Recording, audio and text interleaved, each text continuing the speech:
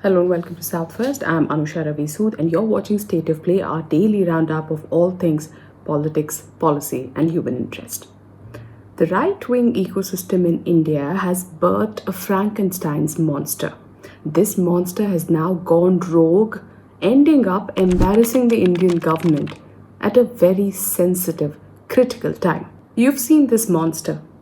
You have encountered it in different spaces. This monster is everywhere. On television screens, under the garb of anchors, journalists, analysts, experts, or behind hidden names, anonymous social media handles.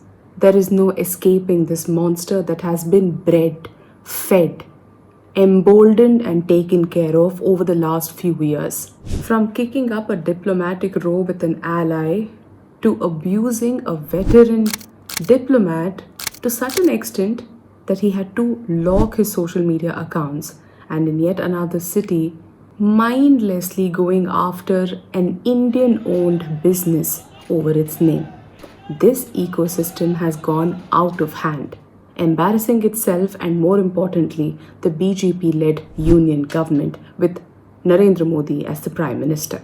From abusing Indian Muslims and Kashmiris right after the dastardly Pahalgam terror attack, where Hindus were singled out, or rather non Muslims were singled out and executed in front of their families, to spreading vitriol against anybody who appealed for peace between communities within India, even if it was the widow of one of the victims of Pahalgam.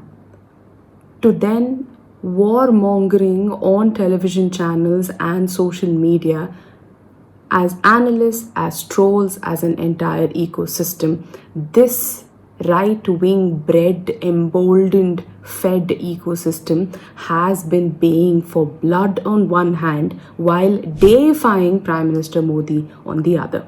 For days at end, on television screens and behind anonymous handles, this ecosystem continuously spread lies, peddled misinformation, created confusion, panic, all the while indulging in jingoism, in chest thumping, in bravado. Several of these ecosystem handlers, peddlers, members would have you believe that the Indian army has not just forced itself into Pakistan's Islamabad but has also obliterated Pakistan from the globe or the world map.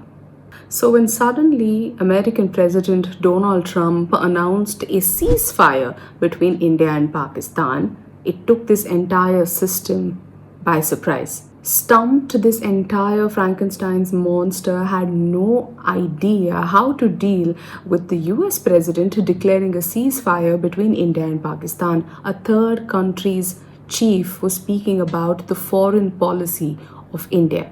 First came the denial, then came the rage, and then, with no other choice, reconciliation. When India ultimately decided to make it public that it had reached an understanding with Pakistan and both countries had agreed to stop military excess or mutual strike, this entire ecosystem really lost its head. I mean, one can really understand their frustration. For days at end, they had spent time, resources, energy into inventing fantasies, peddling fake news, coming up with false narratives, all the while attempting to create or spin a story that simply didn't exist.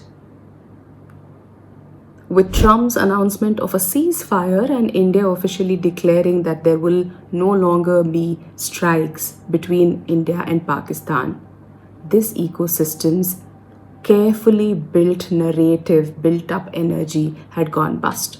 Unwilling, angry, and frustrated, this ecosystem could simply not do what other citizens of the country and the opposition was doing, demanding answers from the Prime Minister Narendra Modi led union government. After all, loyalty comes first. They simply had to find a way to vent their frustration, a scapegoat, if you will, and they found that person ultimately in a seasoned, well-known, popular, dynamic diplomat, Vikram Misri.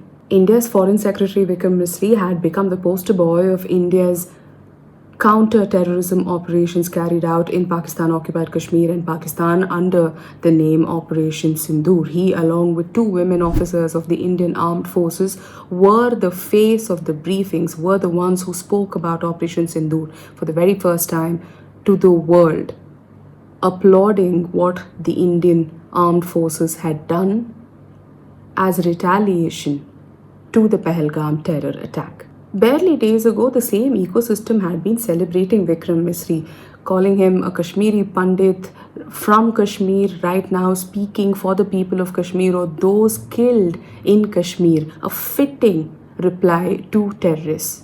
But barely days after they had celebrated him, this entire ecosystem went after Vikram Misri, the Foreign Secretary of India. Not only did they rain abuses on him, they also dragged his family into this entire equation. They dug out old pictures of Vikram Misri with his family members, doxed his daughter, pulled up what she does, and compared her choice of profession and work with Misri's, passing comments, throwing shade at a seasoned diplomat who has stood the test of time as far as Indian diplomacy is concerned. Such was the vicious, dangerous trolling that a seasoned diplomat, one of the senior most bureaucrats in the country who works in the MEA, had to lock up his social media accounts, make them private, to simply protect his family from being abused by these right-wing troll handles.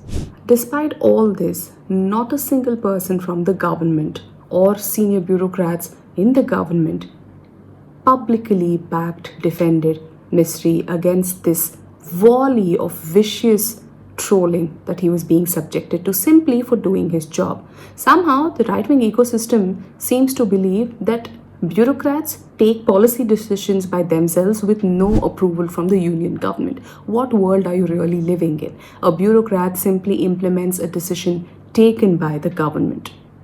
However, holding the person who is really responsible for decisions accountable simply is not the right-wing ecosystem's style.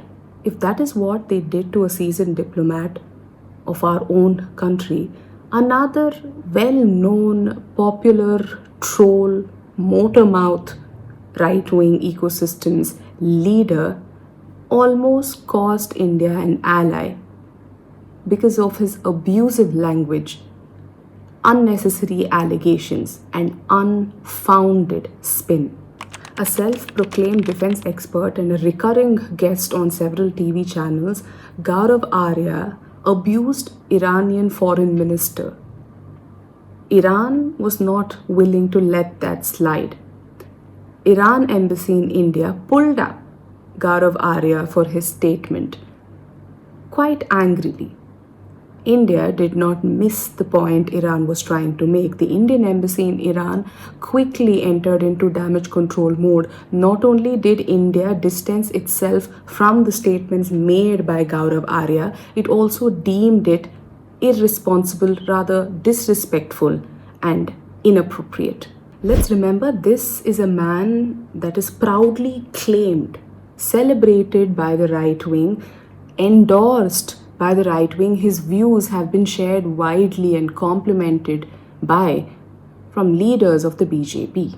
Viciously attacking our own diplomat, taking off an ally. As if this was not enough, a different kind of angering was pouring out on the streets of Hyderabad when a group of BJP workers decided that they will go attack Karachi Bakery, a popular outlet, a popular Indian-owned business in Hyderabad, because of its name, Karachi Bakery, and shout anti-Pakistan slogans while they vandalized, destroyed property belonging to Karachi Bakery. Ironically, Karachi Bakery is owned by a Sindhi family. It is a 6-decade-old establishment brand that was founded by Kanchand Ramnani. Every time there is an issue between India and Pakistan, poor Karachi Bakery that has nothing to do with Pakistan becomes the victim. What used to be a means to control narrative, quell dissent, whip up hate, and rally unwavering support to leaders of the BJP, including Prime Minister Narendra Modi, or primarily Prime Minister Narendra Modi, using mainstream media as well as social media as a tool has now left the Indian government, led by the same Prime Minister Narendra Modi, red-faced. It has actually embarrassed the Indian government. If mainstream Indian television channels had not done enough damage to their own credibility as well as India's cause at a critical time when it was in a standoff with Pakistan on the global scale, these right-wing ecosystem trolls have actually done the job for them.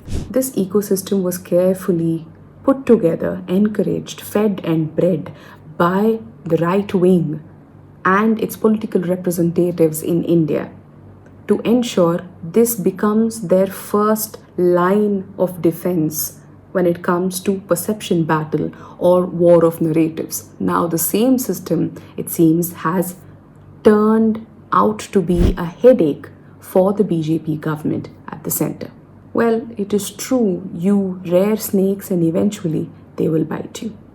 Until next time, when I come to you with yet another episode of State of Play, do stay tuned to South First. Thank you for watching.